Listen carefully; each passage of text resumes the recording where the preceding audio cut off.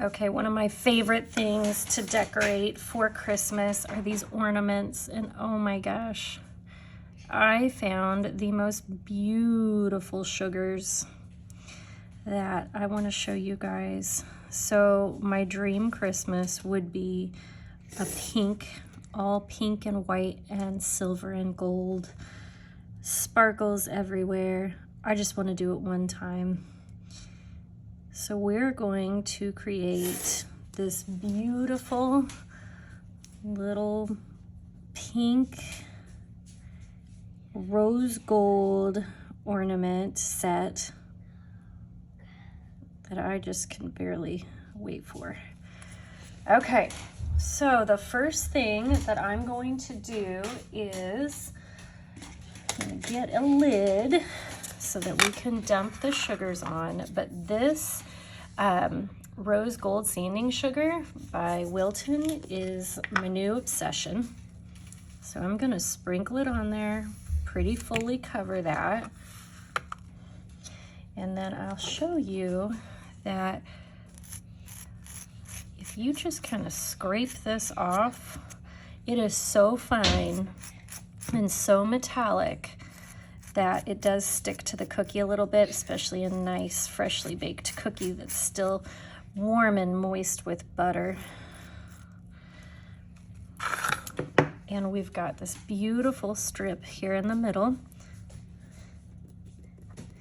And because that's not enough for me, I'm gonna go ahead and do this little point in this vintage ornament style. I also want it to be sugared. Now this sugar is not super heavy, so you should be okay with going ahead and putting plenty of icing on here.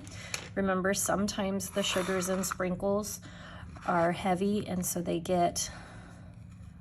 weigh down the icing, and it ends up kind of falling off and scooching around. So, oh my gosh, I've been waiting for this. I found it a couple months ago, and I've been waiting for a reason, an excuse to use it.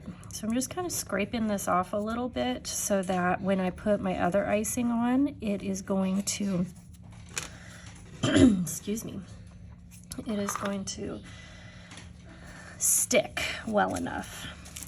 So let's see. I want the bottom, oh boy, I just can't decide. Let's do the bottom, this rose gold colored icing, just the palest pink. And we're gonna trim it in right up under here, okay?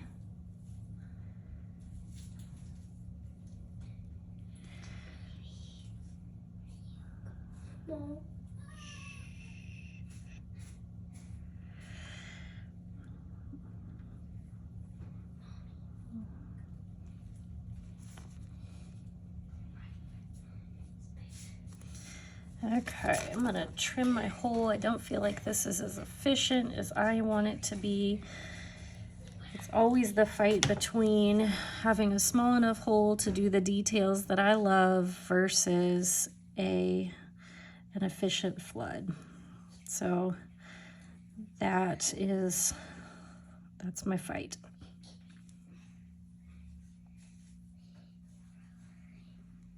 Okay, and we've got really beautiful seams here because of the sugar.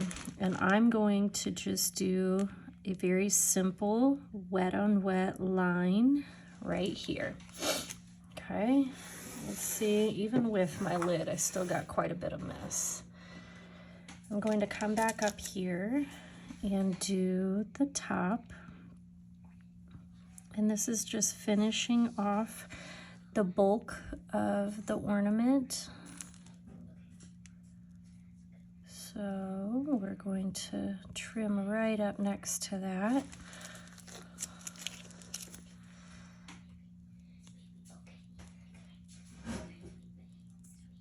And I encourage you to play with the sugar everything. Try new patterns and designs. There are so many possibilities with this.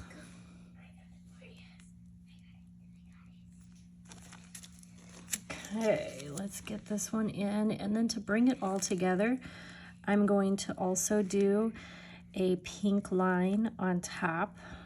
Kind of balances everything off, balances it out. We don't balance off. Oh, sometimes I hear myself from the outside in and it doesn't come out. Okay. And then I'm gonna do one up here. Guys, I'm just playing. I'm gonna pull it down like this so it looks like we've got a little scallop. I am cleaning the tip of my tool after each drag because I do not want the pink icing to go anywhere but the tiny little movement that I'm allowing it.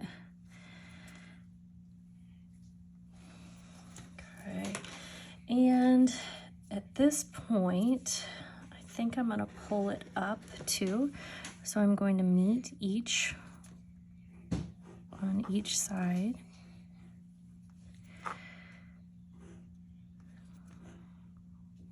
The straight lines are also beautiful.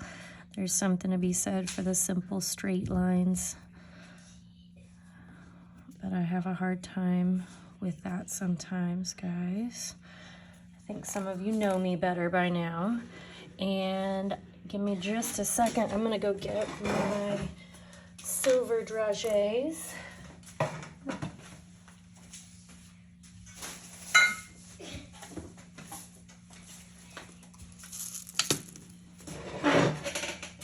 And I'm gonna stick them in between each of these.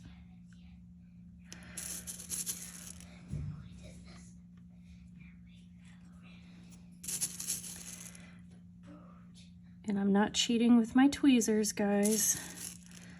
I have them specifically for this exact process, but I'm not cheating because I'm not sending them in your packs. Hold your breath and drop it. Be brave. Okay, and I'm going to trim this off a little bit. I am going to put my little hook here. You can do that in any color. I'm gonna wait just a teeny bit of time and then come back and put the tippy top on that. But this is, holy moly, the shiniest, most beautiful rose gold ornament. Okay, let's give it a few minutes. Let's finish this little ornament, our vintage ornament, by just putting the top on, and truly just white on the top is absolutely gorgeous. You can add more if you want. I got a little coffer behind me.